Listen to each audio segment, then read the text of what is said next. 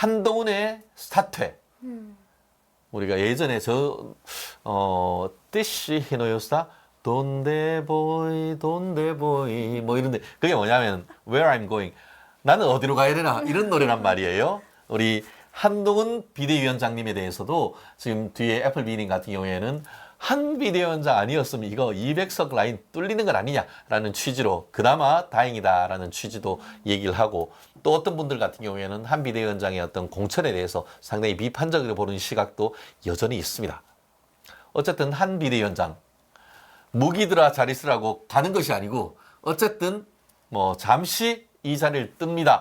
점점점 이렇게 되는데 한 비대위원장 앞으로의 행보 어떻게 예측하시나요? 일단 바로 그러니까는 이 총선 결과 사실은 이제 뭐 객관적으로는 여당이 참패했다 이렇게 언론에서 많이 나오죠. 그러니까 그런 일이 있고 나서 바로 사퇴를 결정한 것은 저는 굉장히 책임감 있는 행동이라고 생각을 합니다. 그러니까 본인이 이 모든 것을 책임을 지겠다라고 하는 것이 비대위원장으로서 굉장히 책임 있는 행동이라고 생각을 하는데 말씀하신 것처럼 그러면은 은퇴하는 것이냐, 정계를 이제 떠나는 것이냐, 그건 아니다라고 그렇죠. 얘기를 하셨어요. 그런 뉘앙스로. 그렇죠. 그렇다고 한다면 잠깐 여길 떠나 있지만 향후 행보가 어떤 것인가에 대해서 다들 촉각이 곤두세워져 있어요. 그럼 과연 전당대회, 지금 언제 전당대회 할지는 모릅니다만 전당대회에 나올 것인가?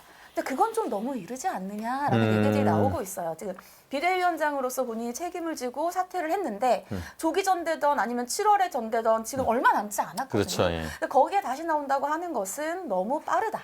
이재명 같은 경우에는 지난 대선에서 지자마자 그날 자기 몇 억 들여가지고 주식 투자하고 그러고 나서 제가 그래서 책임감 있다고 말씀드렸잖아요. 그래서 한 위원장님 책임감이 있으시다. 제가 그렇죠. 그래서 그런 그러니까 말씀을 드린 거고. 그렇죠. 그러니까 네. 그 당시 이재명 같은 경우에는 여전히 사법 리스크가 있고 하다 보니까 이 1차 방탄복으로 당대표, 2차 방탄복으로 이제 또 국회의원 네. 이걸 입었는데 뭐 한 비대위원장이 그런 어떤 사법 리스크는 있는 부분이 아니기 때문에 굳이 빨리 이재명과 같은 어떤 라인을 탈 필요는 없다라는 네. 그런 취지인 것 같은데 어쨌든 지금으로서는 조금 휴식을 취하면서 네. 사실 몸도 마음도 상당히 지친 걸로 알고 있는데 혹시 뭐 선거 과정에서 한 비대위원장님의 어떤 그런 뭐 개인적인 어떤 얘기 좀 들으신 적 혹시 조 변호사님 있으신가요? 아니요, 없습니다. 제가 약간 청기누설을 하면은 네. 그 지난 4월 9일 밤 그 청계천 광장에서 마지막 유세를 했을 때 이렇게 손에 이렇게 뭐 이렇게 그 데일밴드 같은 게 이렇게 붙이고 있는 그게 제가 알기로는 이게 링겔 주사.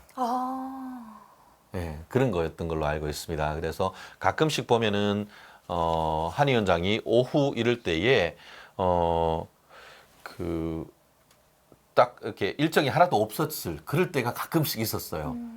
그럴 때 거의 쓰러지듯 해가지고 이게 긴급하게 이게 링겔 맞고 했던 게 있어요. 그런데 우리가 전투할 때에 적에게 우리 이순신 장군도 뭐 나의 죽음을 알리지 말라 했듯이 건강 상태나 이런 것들은 상당히 보안 사항이잖아요. 그렇죠. 그렇기 때문에 그런 부분을 알릴 수가 없었던 것으로 제가 알고 있습니다. 그만큼 한 비대위원장 같은 경우에는 정말 본인의 뼈를 갈아넣었다 이렇게 얘기를 할 수 있는데 아마 그런 부분을 안다고 하면은 한 비대위원장에 대해서 쉽게 비판하기는 쉽지 않다라고 저는 생각을 합니다.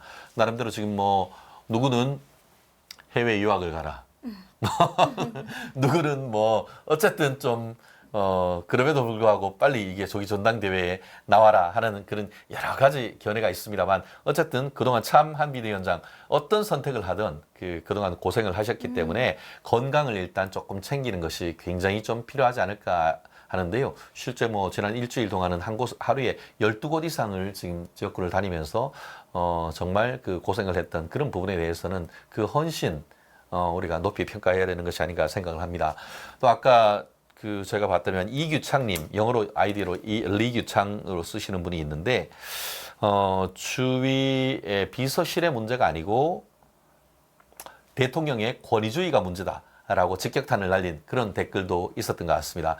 그 원인이 어쨌든 간에 대통령 스스로도 아마 이 사태에 대해서는 굉장히 심각하게 받아들이고 계신다는 것은 분명한 것 같습니다. 그렇기 때문에 대통령께서 지금 현 상황에 대해서 정말 귀를 열고 또 많은 분들의 조언을 들으시고 또 현명한 판단을 또 내각과 또 용산 대통령실 진용을 새로 갖추는데 또 국민들의 어떤 또 성원이 또 필요한 것이 아닌가 그렇게 생각을 합니다.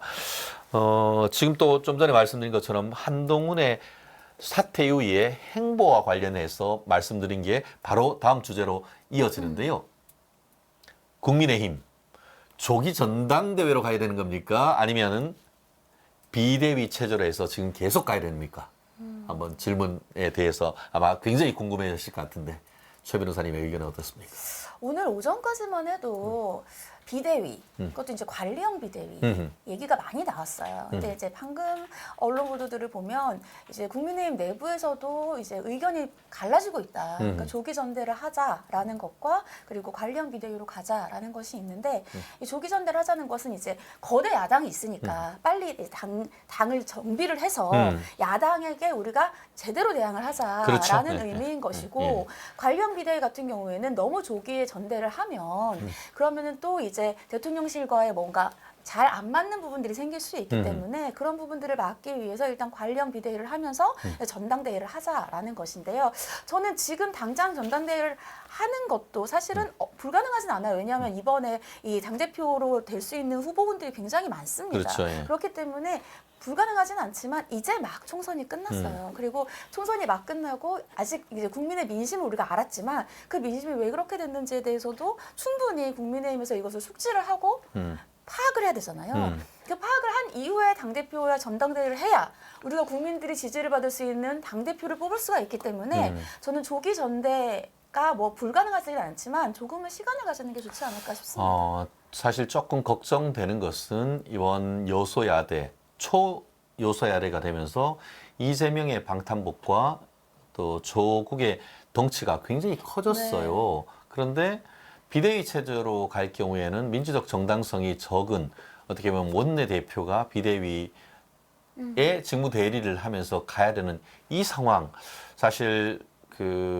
물론 아직까지 뭐 6월 22대 국회가 개원되지 않았기 때문에 그렇게 갈 수는 있겠습니다만 지금 현재 한덕수 국무총리가 물러나서 또 국무총리에 대한 어떤 인사청문회 또 그에 대한 인준 절차 이렇게 할 때에 나름대로 국민의힘에서도 그 민주당의 공세를 좀 힘있게 막아내려고 하면은 또 새로운 또 리더십이 빨리 또 세워야 되는 것이 아닌가 하는 그런 좀 걱정되는 측면도 있는데 그런 부분은 또 어떻게 생각하실까요? 네, 말씀하신 것처럼 그런 부분들 때문에 이제 당 내에서도 조기 전대가 좀 더 힘을 받고 있다라고 합니다. 왜냐하면 지금 총리 같은 경우에는 뭐 다른 그런 직책 같은 경우에는 대통령이 뭐 국회의 의견과 반대로 그냥 임명을 할 수 있지만 총리는 그렇게 할 수가 없고 그렇죠. 총리가 없으면 사실은 행정부가 이끌어지지 않거든요. 그렇기 때문에 총리가 굉장히 중요한데 야당이 계속해서 이것을 비토를 한다 보면 총리가 없는 상태로 굉장히 공백이 길어질 수 있어요. 그렇기 때문에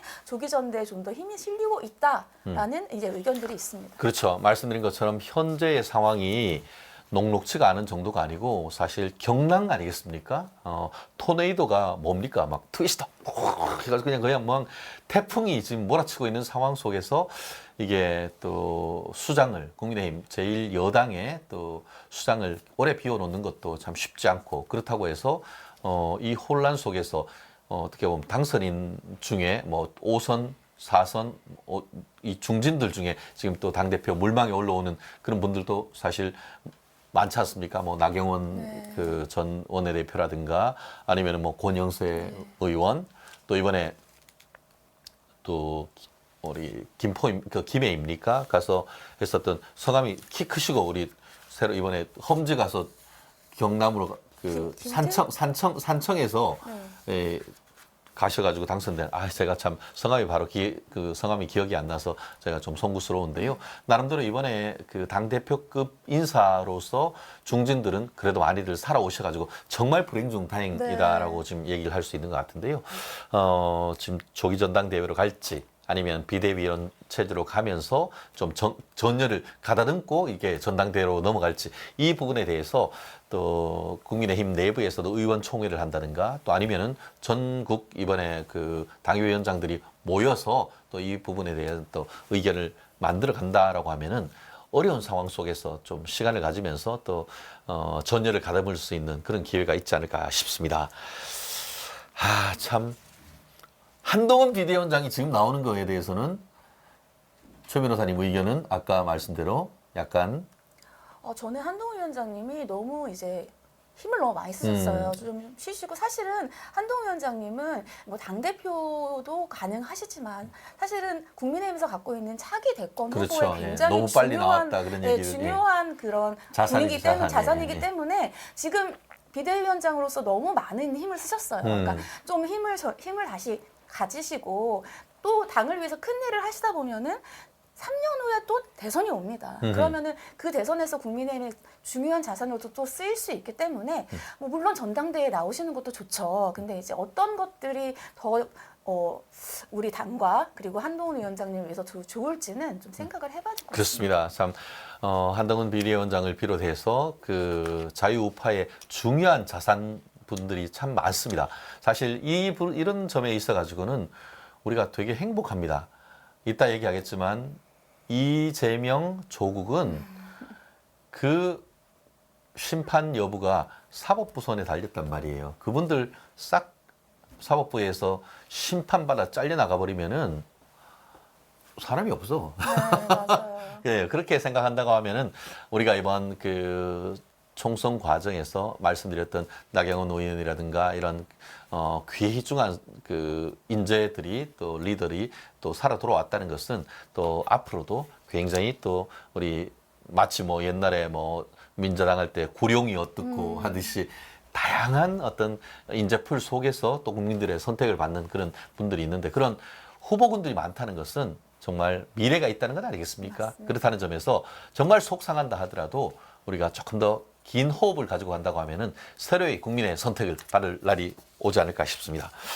아까 말씀드린 것처럼 조기 전 정당대회냐 아니면은 또 당분간 비대위 체제로 가느냐에 있어가지고 또 최 변호사님 같은 경우에는 조금 여유를 가지고 또 전열을 가다듬은 다음에 또 우리가 또 22대 국회와 또 윤석열 정부를 또 응원하면 어떨까 하는 그런 의견을 주신 것 같습니다.